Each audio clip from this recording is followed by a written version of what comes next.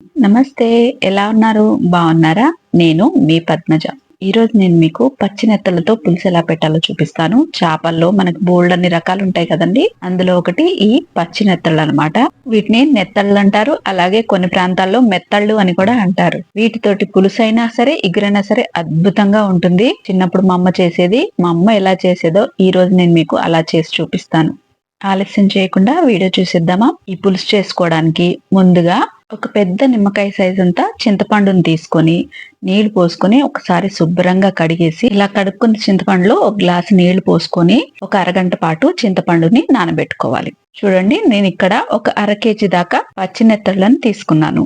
ఈ పచ్చి నెత్తళ్ళని 3-4 సార్లు శుభ్రంగా ఉప్పు పసుపు వేసి కడుక్కొని ఇలా జాలి గిన్నెలో వేసి పెట్టుకున్నాను.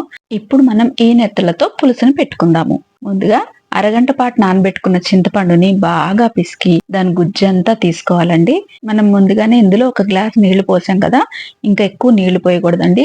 చింతపండు పులుసుని చిక్కగానే తీసుకోవాలి. ఇలా ఒక స్టెయినర్ పెట్టుకొని చింతపండు పులుసునంతా కూడా పోసుకొని వడకట్టుకొని రెడీగా పెట్టుకోవాలి. ఇలా రెడీ చేసుకున్న చింతపండు పులుసులో ఒక పావు టీ స్పూన్ పసుపు, ఒక 2 టేబుల్ స్పూన్ల కారం, ఒక టేబుల్ స్పూన్ ధనియాల పొడి, ఒక హాఫ్ టీ స్పూన్ జీలకర్ర మెంతుల పొడి, ఒక half teaspoon garam masala వేసుకొని ఇందులో ఒక 4 పచ్చిమిర్చి ఇలా చీలికలు చేసి వేసుకోవాలి. నేను ఉప్పు వేసానండి, ఒక టేబుల్ స్పూన్. ఆ వీడియో క్లిప్ మిస్ అయిందండి. ఉప్పు కూడా మీ రుచికి సరిపడా వేసుకొని ఇదంతా బాగా కలిసేలాగా మంచిగా కలుపుకోవాలి. ఇలా కలిపేసుకున్న తర్వాత ఒకసారి పులుపు ఉప్పు కారం మీ రుచికి సరిపడా మీరు ఒకసారి చెక్ చేసుకొని ఇలా రెడీగా పెట్టుకోండి. ఇప్పుడు నెత్తళ్ళ పులుసు చేసుకోవడానికి స్టవ్ వెలిగించి కడాయి పెట్టుకొని అందులోకి 4 టేబుల్ స్పూన్ల మంచి నూనె వేసుకోండి. నూనె వేడెక్కగానే దీంట్లోకి ఒక పావు టీ స్పూన్ మెంతులు వేసుకోండి. మెంతులు ఎర్రగా వేగిన తర్వాత 2 మీడియం సైజు ఉన్న ఉల్లిపాయల్ని ఇలా సన్నగా కట్ చేసుకొని వేసుకొని ఇందులోనే కొన్ని కరివేపాకులు వేసుకొని ఉల్లిపాయ అంతా కూడా మంచిగా కలిసేలాగా కలుపుకోవాలి. ఇలా కలుపుకున్న తర్వాత ఇప్పుడు ఈ ఉల్లిపాయలోకి ఒక పావు టీ స్పూన్ పసుపు వేసుకొని ఉల్లిపాయలు కలర్ చేంజ్ అయ్యి ఎర్రగా అయ్యేదాకా ఇలా వేపుకోవాలి. ఉల్లిపాయలు ఇలా వేగిపోగానే ఇప్పుడు మనం ఇందులోకి ఫ్రెష్ గా నూరుకున్న ఒక టేబుల్ స్పూన్ అల్లం వెల్లుల్లి పేస్ట్ ను వేసుకుందాము. ఇలాంటి నీసు కూరల్లో అల్లం వెల్లుల్లి ఫ్రెష్ గా నూరు వేస్తే చాలా బాగుంటుందండి. అల్లం వెల్లుల్లి పేస్ట్ ఇలా పచ్చివాసన పోయేదాకా వేపుకోవాలి. ఇలా వేగిపోయిన ఉల్లిపాయలో ఇప్పుడు మనం ముందుగా రెడీ చేసి పెట్టుకున్న చింతపండు పులుసు అంతా కూడా వేసుకోవాలి. ఇప్పుడు ఈ చింతపండు పులుసుని ఒక 2 నిమిషాలు నూనెలో బాగా వేపుకోవాలండి. దీంట్లోని పచ్చివాసన అంతా పోయేదాకా వేపుకొని ఈ పులుసులోకి ఒక గ్లాసు మంచినీళ్ళు పోసుకోవాలి. ఇలా నీళ్లు పోసుకున్న తర్వాత ఇదంతా బాగా కలిసేలాగా కలుపుకొని ఒకసారి మీరు ఉప్పు కారం చెక్ చేసుకోండి. ఉప్పు కారం చెక్ చేసుకున్న తర్వాత దీన్ని మూత పెట్టి మీడియం ఫ్లేమ్ లో ఒక 10 నిమిషాలు ఈ పులుసుని బాగా ఉడకనిద్దాము. 10 నిమిషాల తర్వాత మూత తీసి చూద్దామండి. పులుసు బాగా మరుగుతుంది కదా. ఇలా మరుగుతున్న పులుసులోకి ఇప్పుడు మనము ముందుగా కడిగి రెడీ చేసి పెట్టుకున్న నెత్తళ్ళని వేసుకుందాము.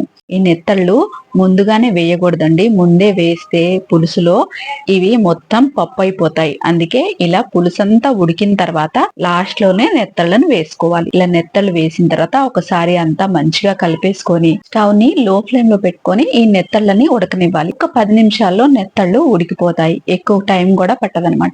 మూత పెట్టేసి ఒక 10 నిమిషాలు స్టవ్ ని లో ఫ్లేమ్ లో పెట్టుకుందాం. ఒక 10 నిమిషాల తర్వాత మూత తీసి చూద్దామండి. మూత తీయగానే పులుసు వాసన గుమాయిస్తుంది. చాలా మంచిగా వస్తుంది వాసన. చేప ఉడికిందో లేదో ఒక్కసారి చెక్ చేసుకుందామండి. చూడండి, ఒక చిన్న ముక్క తీసుకొని చూస్తే చేప మంచిగా ఉడికిపోయింది. మన పులుసు కూడా రెడీ అయిపోయింది. వేడి మీద పులుసు కొంచెం పల్చగా అనిపిస్తుంది కానీ చల్లారిన తర్వాత చిక్కబడుతుందండి. ఇంకా పైనుంచి కొత్తిమీర జల్లేసుకొని స్టవ్ ఆఫ్ చేసుకొని మూత పెట్టేసి ఒక్క 10 నిమిషాలు పక్కన పెట్టేద్దాం. చూడండి, మన నెత్తళ్ళ పులుసు రెడీ అయిపోయింది.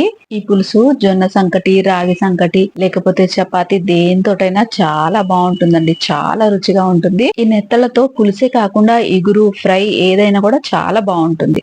నెక్స్ట్ టైం ఎప్పుడైనా మీకు ఇగురు కూడా చేసి చూపిస్తాను. చూసారు కదండి, నెత్తళ్ళ పులుసు చేసుకోవడం ఎంత ఈజీయో కదా. చాలా రుచిగా ఉంటుంది, అలాగే చాలా త్వరగా కూడా అయిపోతుంది. ఈ నెత్తళ్ళ పులుసు రెసిపీని మీరు ఇంట్లో తప్పకుండా ట్రై చేయండి. అలాగే ఈ వీడియో కనుక మీకు నచ్చినట్టయితే లైక్ చేయండి, షేర్ చేయండి, కామెంట్ చేయండి. ఇలాంటి మరిన్ని మంచి రెసిపీస్ కోసం నా ఛానల్ ని సబ్స్క్రైబ్ చేసుకోండి. మరో మంచి రెసిపీతో మళ్ళీ కలుసుకుందాం. అంతవరకు సెలవు. నమస్తే.